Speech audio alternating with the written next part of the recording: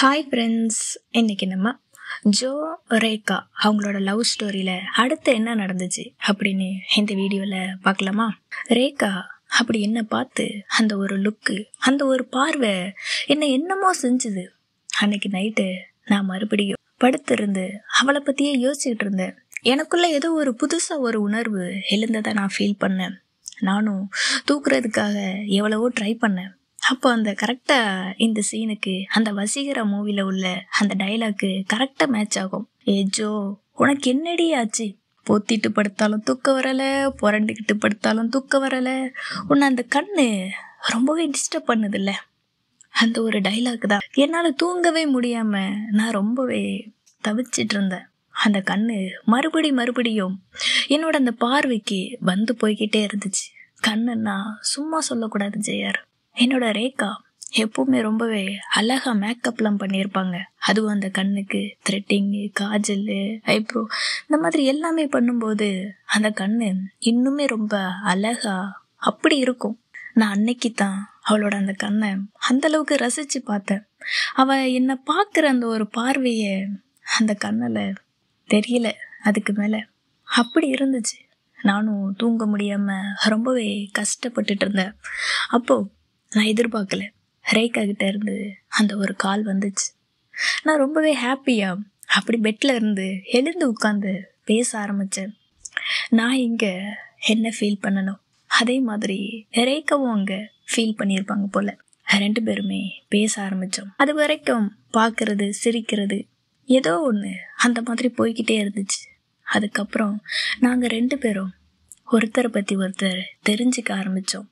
நான் கேட்டேன் ரேகா கிட்ட, உனக்கு என்னெல்லாம் பிடிக்கும், உனக்கு என்ன கலர் பிடிக்கும், என்ன ஃபுட்டு பிடிக்கும், என்ன சாப்பிட்றதுக்கு பிடிக்கும், உனக்கு என்னெல்லாம் பிடிக்கும், உன்னோட ஃபேமிலியில் யாரெல்லாம் இருக்காங்க அப்படின்னு எல்லா விஷயத்தையுமே ஒன்று ஒன்றா நானுமே கேட்டு தெரிஞ்சுக்கிட்டேன். அதே மாதிரி என்னோட லைஃபு, எனக்கு பிடிச்சது பிடிக்காதது, என்னோட ஃபேமிலி, நான் என்னெல்லாம் பண்ணேன் அப்படிங்கிற எல்லாத்தையுமே நானும் ரேகா கிட்ட சொன்னேன். அப்போ ரேகா என்கிட்ட சொன்னது, அவளுக்கு ரோஸ் மில்க்கு, இந்த கிட்கேட், இந்த சாக்லேட்டு இதெல்லாம் ரொம்ப பிடிக்கும், ரொம்பவே ஃபேவரெட்டு அப்படின்னு சொன்னாங்க. நான் அது எல்லாத்தையுமே நல்லாவே ஞாபகம் வச்சுக்கிட்டேன். இன்னும் அதிகமாக ரேகா பற்றி தெரிஞ்சுக்கணும் அப்படின்னு ஆசைப்பட்டேன். நானே ஒவ்வொரு கேள்வியாக கேட்டேன். அதுக்கு அவளும் பதில் சொல்லிக்கிட்டே இருந்தாங்க. அதுக்கப்புறம் எனக்கு தூக்கம் வருது, நான் தூங்குறேன்னு சொல்லிட்டு ரேகா தூங்குறதுக்கு போயிட்டான். நான் அதுக்கப்புறம் என்னோட மனசில் பிளான் பண்ண ஆரம்பித்தேன். எதுக்குன்னு தெரியல, ரேகாவை எப்படியெல்லாம் இம்ப்ரெஸ் பண்ணலாம், அவளை எப்படி கரெக்ட் பண்ணுறது அப்படிங்கிற மாதிரி நான் யோசிக்க ஆரம்பித்தேன். அவளுக்கும் என்னை ஏதோ ஒரு வகையில் பிடிச்சிருக்கு அப்படின்னு நானுமே தெரிஞ்சுக்கிட்டேன். அதுக்கப்புறம் அவள் மனசில் எப்படியாச்சும் இடம் பிடிக்கணும், அவளை இம்ப்ரெஸ் பண்ணணும், அவளை கரெக்ட் பண்ணணும் அப்படின்னு ஆசைப்பட்டேன். அதுக்காக என்னெல்லாம் பண்ணணும்னு சொல்லிட்டு நைட்டு யோசித்து வச்சேன், பிளான் பண்ணி வச்சேன்.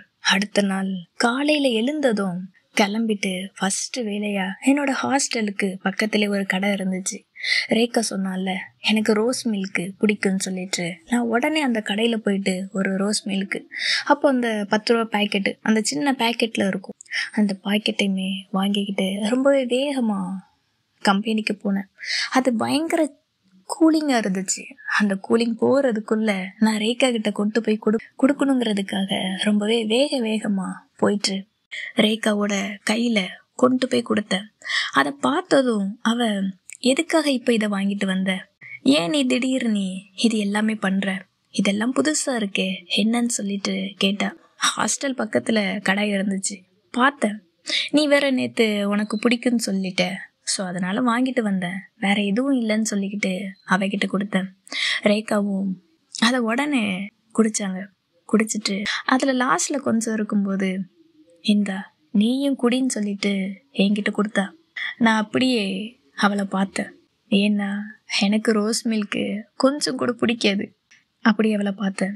என்ன பார்க்குற, குடின்னு சொல்லிட்டு என்கிட்ட சொன்னா.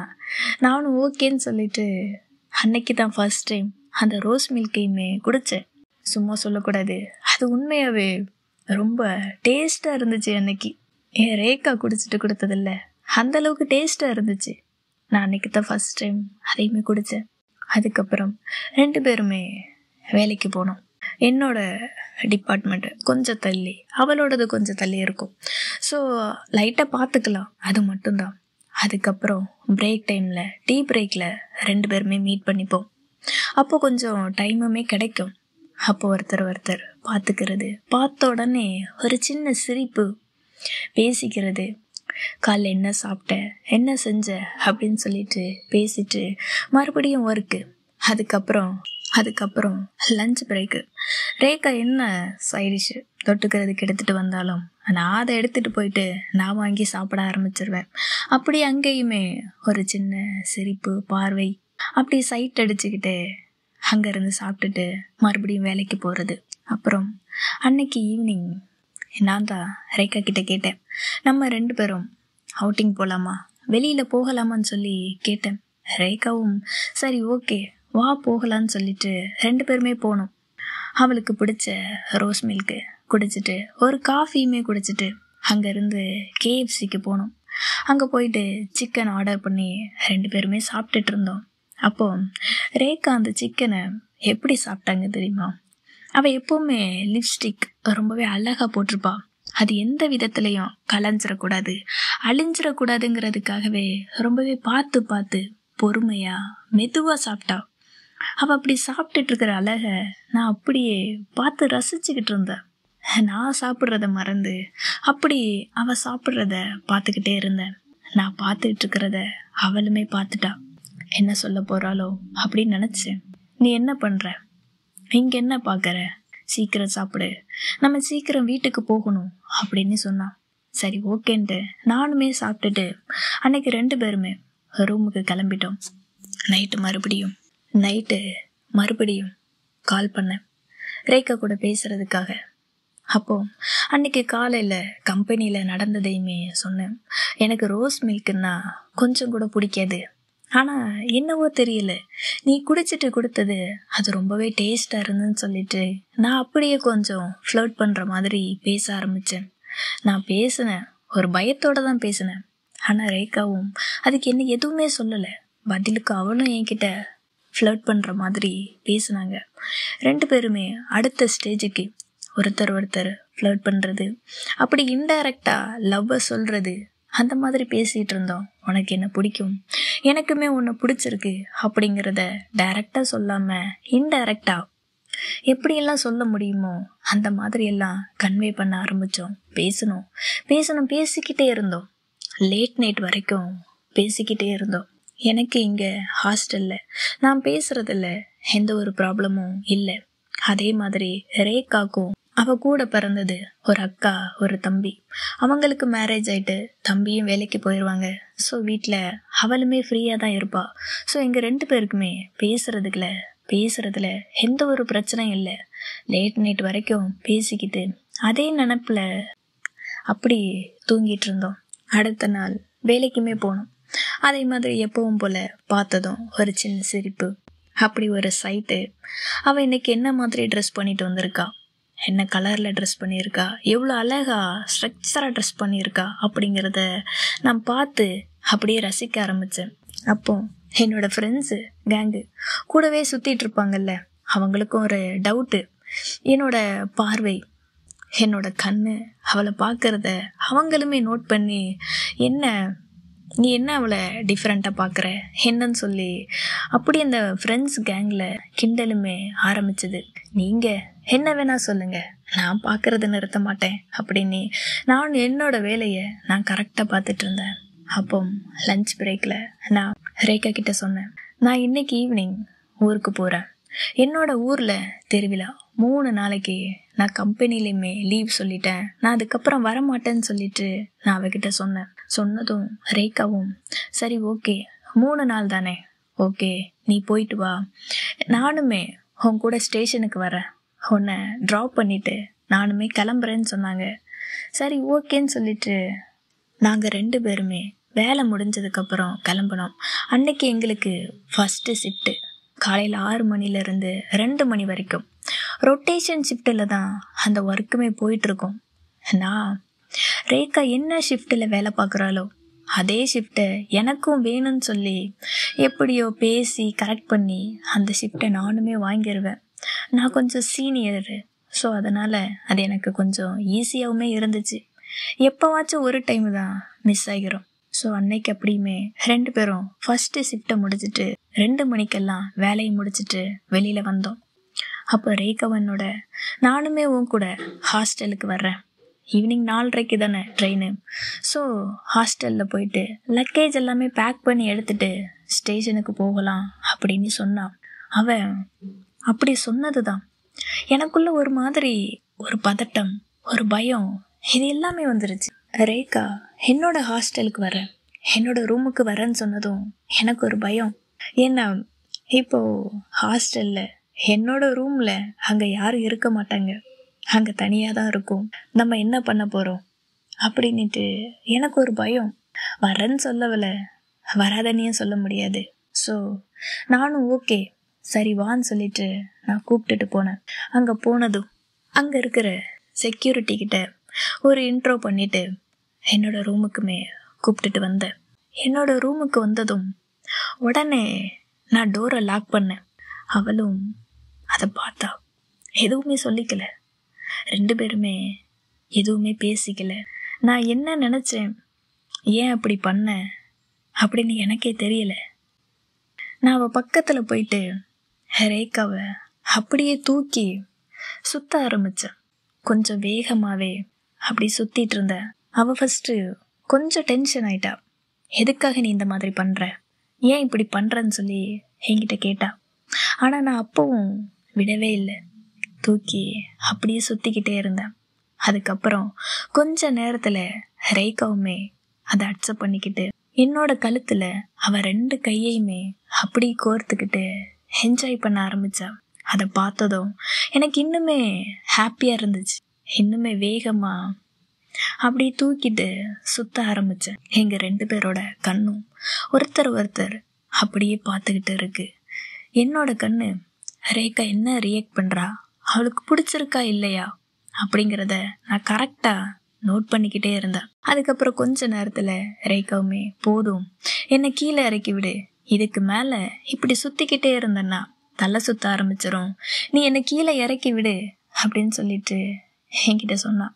அப்போவும் நான் கீழே இறக்கி விடவே இல்லை, அப்படியே தூக்கிக்கிட்டு ஹாலில் இருந்து என்னோட பெட்ரூமுக்கு போனேன். பெட்ரூமுக்கு போயிட்டு என்னோட பெட்டில் அப்படியே ரேகாவை அப்படியே படுக்க வச்சேன். அவளும் நான் உன்னை எங்கே இறக்கி விட சொன்னேன், நீ என்னை எங்கே தூக்கிட்டு வந்திருக்க அப்படின்ட்டு கேட்டா. நான் எந்த ஒரு பதிலுமே சொல்லலை. நானும் அவ கூட பெட்டில் அப்படியே ஹக் பண்ணிக்கிட்டு இறுக்கமாக ஹக் பண்ணிக்கிட்டு அப்படி படுத்துக்கிட்டேன்.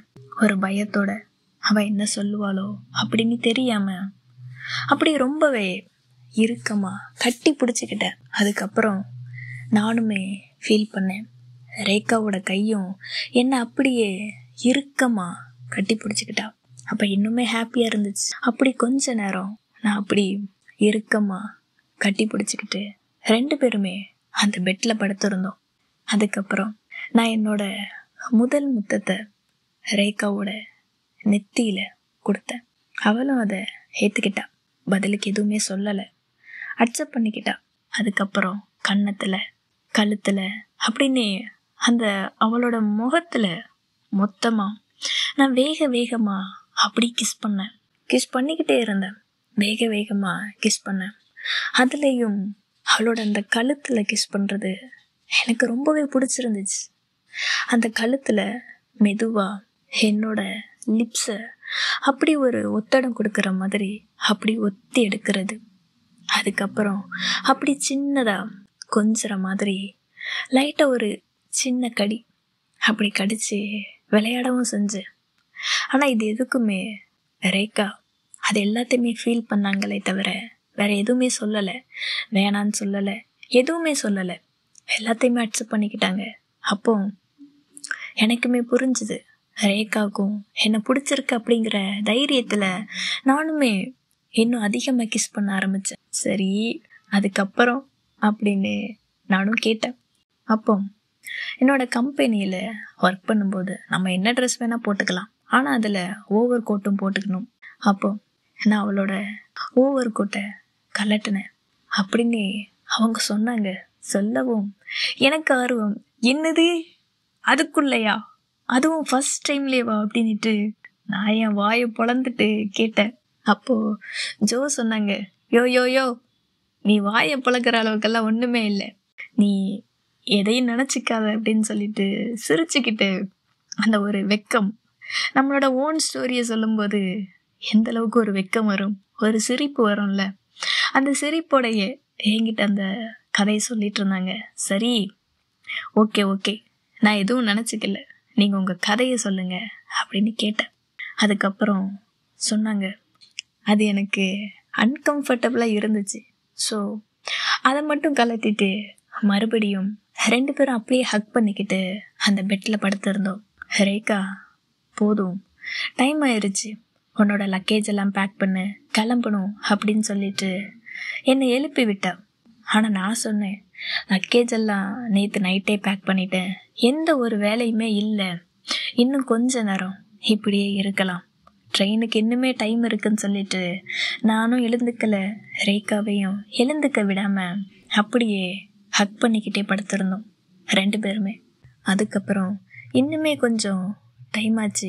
ரேகா மறுபடியும் எழுப்பி விட்டா, எழுந்துரு, நம்ம போகலாம், இதுக்கு மேலேயும் போயிட்டு இருந்தேன்னா உன்னோட ட்ரெயின் போயிடும், லேட் ஆச்சு, எழுந்துருன்னு சொல்லிட்டு என்னை எழுப்பி விட்டுட்டே இருந்தா. எனக்கு அந்த பெட்டை விட்டு, ரேகாவை விட்டு எழுந்துக்கிறதுக்கு கொஞ்சம் கூட மனசே வரல. இல்லை, முடியாது, நம்ம இப்படியே படுத்துக்கலாம், இப்படியே இருக்கலாம், நான் வேணும்னா இன்னைக்கு ஊருக்கு போகலை, நான் இன்னொரு நாளைக்கு போய்க்கிறேன், ப்ளீஸ் நான் உன் கூட இருந்துடுறேன்னு சொல்லிட்டு அப்படியே ரேகா கிட்ட கெஞ்சிக்கிட்டே இருந்தேன்.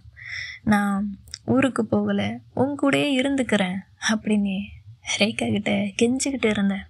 ரேகா, அதெல்லாம் முடியாது, இங்கே தான் இருக்க போகிறேன், எங்கேயும் போக மாட்டேன், ஸோ நீ ஊருக்கு போயிட்டு வா, உனக்காக அங்கே எல்லாரும் வெயிட் பண்ணிட்டு இருப்பாங்க அப்படின்னு சொல்லி என்னைய ரொம்பவே கட்டாயப்படுத்திட்டு இருந்தா. நானும் எவ்வளவோ கெஞ்சி பார்த்தேன், முடியலை. அதுக்கப்புறம் இப்போ என்ன உனக்கு, நான் போகணும் அதானே, நான் போகிறேன்னு சொல்லிட்டு மனசே இல்லாமல் அந்த பெட்டை விட்டு எழுந்து என்னோட லக்கேஜ் எல்லாத்தையுமே பேக் பண்ணிவிட்டு 2 பேருமே கிளம்புனோம். நான் ரேகாவோட கையை அப்படி இறுக்கமா ஹோல்ட் பண்ணி அப்படி பிடிச்சிக்கிட்டேன். கையை பிடிச்சிக்கிட்டு 2 பேரும் ஷேர் ஆட்டோவில் ஏறி ரயில்வே ஸ்டேஷனுக்குமே வந்தேன். அப்போவும் இன்னுமே டைம் கொஞ்சம் இருந்துச்சு. ஸோ அவளுக்கு பிடிச்ச ரோஸ் மில்கையும் வாங்கி கொடுத்துட்டு நான் எனக்கு பிடிச்ச காஃபியுமே குடிச்சிக்கிட்டு அப்படி அங்கேயே வெயிட் பண்ணிகிட்டு இருந்தோம். ட்ரெயினுமே வந்துச்சு. எனக்கு ரேகாவோட கையை விட்டுட்டு போகிறதுல மனசே இல்லை. நான் கேட்டேன், பாவமாக மூஞ்ச வச்சுக்கிட்டு, நான் உன் கூட இருக்கிறேன், நான் ஊருக்கு போகலை, நான் போக மாட்டேன்னு சொல்லி அப்போவும் கெஞ்சிக்கிட்டே இருந்தேன். அப்போ அவன், நீ என்ன சின்ன குழந்தை மாதிரி அடம் பிடிச்சிட்டு இருக்க, ஸ்டேஷன் வரைக்கும் வந்தாச்சு, நீ ஊருக்கு போயிட்டு வான்னு சொல்லி அப்போவும் சொன்னான். நானும் கொஞ்சம் கோவத்தோட சரி நான் போகிறேன்னு சொல்லிட்டு ட்ரெயின்லேயுமே ஏறினேன். ட்ரெயினில் ஏறினதும் ரேகா தனியாக வீட்டுக்கு போவாள்ல, ஸோ அதுக்காக மறுபடியும் கால் பண்ணி நான் அவளுக்கு கம்பெனி கொடுத்துட்டு இருந்தேன். ஏண்டி நீ இப்படி என்னை விட்டு போகிற, எனக்கு போகிறதுக்கு மனசே இல்லை தெரியுமா, நானும் இறங்கி வந்துடவா அப்படின்னு சொல்லி பேசிக்கிட்டே போனேன். அவளும் வீட்டுக்குமே போய் சேர்ந்துட்டாங்க. ஸோ ஃப்ரெஷ் ஆகிட்டு நீ நைட்டு வான்னு சொல்லிட்டு காலையுமே கட் பண்ணேன். அந்த ட்ரெயினில் நான் மட்டும்தான் போயிட்டுருக்கேன். என்னோட மனசு மொத்தமும் ரேகா கிட்ட விட்டுக்கிட்டு அன்னைக்கு மதியம் நடந்த எல்லாத்தையுமே பற்றி நினச்சி பார்த்துக்கிட்டே இருந்தேன். எனக்குள்ளே ஒரு சிரிப்பு. பார்க்குற யாரும் ஏதாச்சும் நினச்சிப்பாங்களோ அது தெரியல, என்னோட ஃபேஸில் அப்படி ஒரு சிரிப்பு இருந்துக்கிட்டே இருந்துச்சு. அதை நினச்சி பார்த்து எனக்குள்ளே வெக்கம் வந்து நானே சிரிக்க ஆரம்பித்தேன்.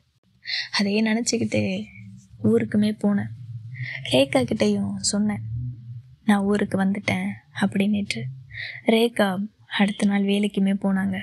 எனக்கு இங்கே ஊரில் திருவிழா, எல்லாருமே நல்லா ஹாப்பியாக ஜாலியாக இருந்தாங்க.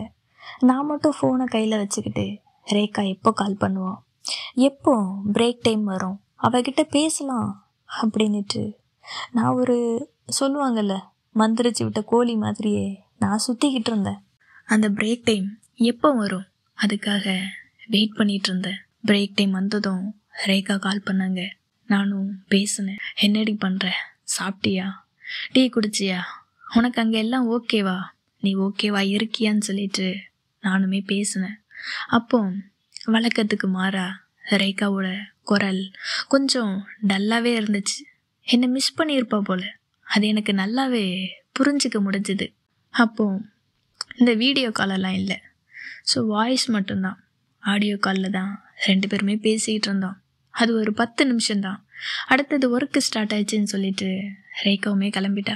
நானும் அடுத்த எப்போ லஞ்ச் பிரேக் வரும் அப்படின்னு வெயிட் பண்ணிட்டு இருந்தேன். இங்கே திருவிழாவில் வீடே கலகலப்பாக இருந்துச்சு, என்னையே தவிர.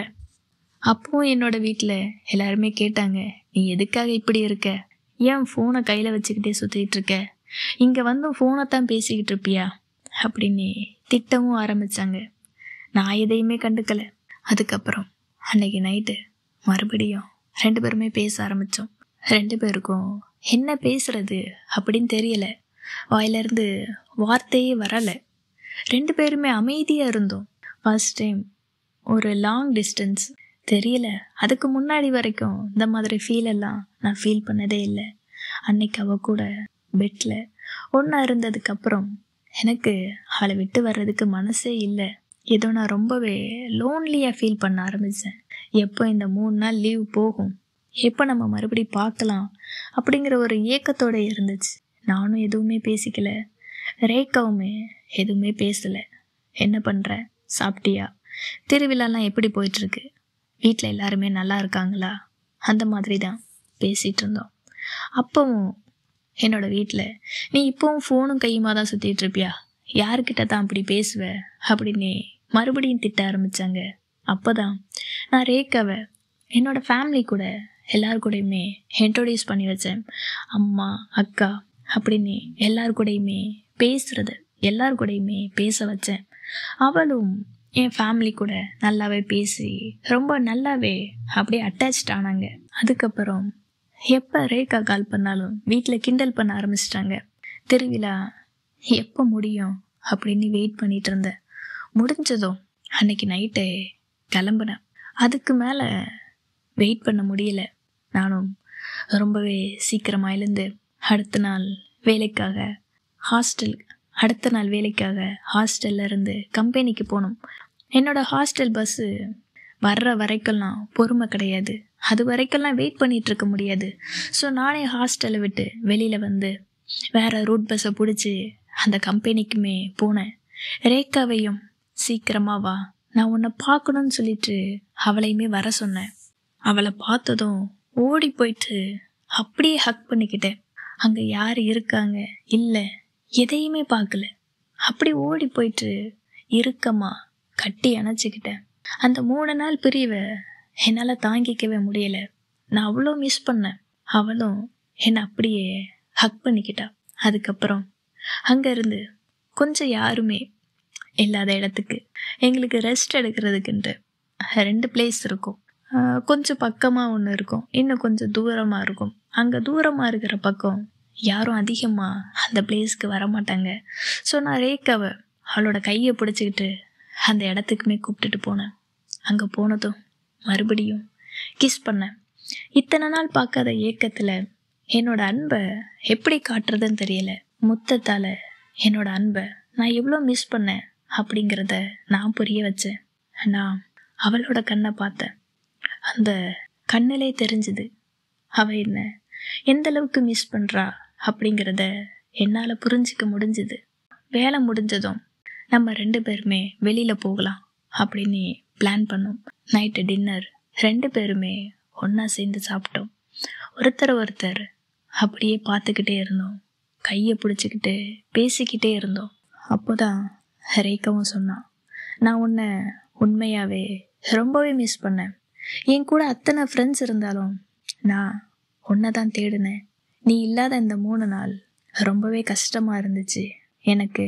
இப்போ உன்னை பார்த்ததுக்கு அப்புறம்தான் நிம்மதியாக இருக்குது அப்படின்னு சொன்னான். நானும் இனி உன்னை விட்டு எங்கேயுமே போக மாட்டேன் அப்படின்னு சொல்லிட்டு அவளோட கையை இறுக்கமாக பிடிச்சிக்கிட்டேன். 2 பேரும் ஒன்றா சேர்ந்து ஊட்டி விட்டுட்டு சாப்பிட்டுட்டு இருந்தோம். அப்போது நான் ரேகா கிட்ட கேட்டேன், உன்னோட வீடு இங்கே பக்கத்தில் தானே இருக்குது, நான் இன்னைக்கு உன்னோட வீட்டுக்கு வரட்டுமா? நானும் உன் கூட உன் வீட்டுக்கு வரேன்னு சொல்லிட்டு நான் அவகிட்ட கேட்டுட்டு இருந்தேன். ஆனால் ரேகா, இன்னைக்கு வேணாம், நான் உன்னை இன்னொரு நாள் வீட்டுக்கு கண்டிப்பாக கூப்பிட்டுட்டு போகிறேன், இப்போ வேணான்னு சொல்லி என்ன வரவிடலை. நானும் அதுக்கு மேலே கட்டாயப்படுத்தலை. சரின்னு சொல்லிட்டு 2 பேருமே அங்கேருந்து அவங்க ரூமுக்கு கிளம்பணும். வீட்டுக்கு போனதும் மறுபடி ஃபோன் கால் பேச ஆரம்பித்தோம். அதுக்கப்புறம் ஓப்பனாகவே பேசிக்க ஆரம்பித்தோம். கொஞ்சம் லவ் டாக், ஃப்ளர்ட் பண்ணுறது, இந்த மாதிரி போச்சு. பேசணும், விடிய விடிய பேசிக்கிட்டே இருந்தோம். ஏன்னா அடுத்த நாள் சண்டே தான். ஸோ நான் ரேகாவை தூங்க விடாமல் 2 பேருமே பேசிக்கிட்டே இருந்தோம். என்ன பேசியிருப்போம்ல, இப்போ தான் லவ்வர்ஸ் ஆயாச்சு, ஆனால் நாங்கள் சொல்லிக்கல, அது மட்டும்தான். ஆனால் ஃபுல் அண்ட் ஃபுல் பேசினது எல்லாமே லவ் டாக்கு தான். நான் உன்னை ரொம்பவே மிஸ் பண்ணுறேன், உன்னை ஹக் பண்ணிக்கணும் அப்படின்னு தோணுதுன்னு சொன்னேன். உடனே ரேகாவும், இரு, நான் உன் பக்கத்தில் தான் இருக்கேன், நானும் உன்னோட பெட்ஷீட்டுக்குள்ளே வர்றேன், நம்ம 2 பேருமே சேர்ந்து ஹக் பண்ணிட்டு தூங்கலாம், இந்த மாதிரி தான் பேசணும். லவ்வர்ஸ் எல்லாம் இப்படி தானே பேசுவாங்க, இதுக்கு மேலே என்ன பேசணும் அப்படின்லாம் சொல்ல மாட்டேன், நீங்களுமே புரிஞ்சுக்கோங்க, ஓகேவா? அந்த மாதிரி 2 பேருமே பேசிக்கிட்டு ஒருத்தர் பக்கத்தில் ஒருத்தர் இருக்கும் அப்படிங்கிறத ஃபீல் பண்ணிக்கிட்டு 2 பேருமே சேர்ந்து தூங்கணும். அடுத்த நாள் சண்டே தான். ரேகா எப்போவுமே சண்டே சர்ச்சுக்கு தவறாமல் போயிடுவாங்க. ஆனால் அன்னைக்கு நான் கேட்டேன், இந்த சண்டே நம்ம 2 பேருமே வெளியில் போகலாமா ப்ளீஸ்? 3 நாள் உன்னை பார்க்காம இருந்தது ரொம்பவே கஷ்டமாக இருக்குது. ஸோ இந்த சண்டே கண்டிப்பாக வெளியில் போகலான்னு சொல்லிட்டு நானுமே கேட்டேன். ரேகாவும் ஓகே சொன்னாங்க. அந்த சந்தோஷத்தில் 2 பேருமே தூங்குறதுக்காக போனோம். இதுக்கப்புறம் என்ன நடந்துச்சு, நாங்கள் வெளியில் எங்கே போனோம், எப்படியெல்லாம் ஹாப்பியாக இருந்தோம் அப்படிங்கிறத நான் அடுத்த வீடியோவில் சொல்கிறேன், ஓகேவா? இப்போ நான் கிளம்புறேன். தேங்க்யூ.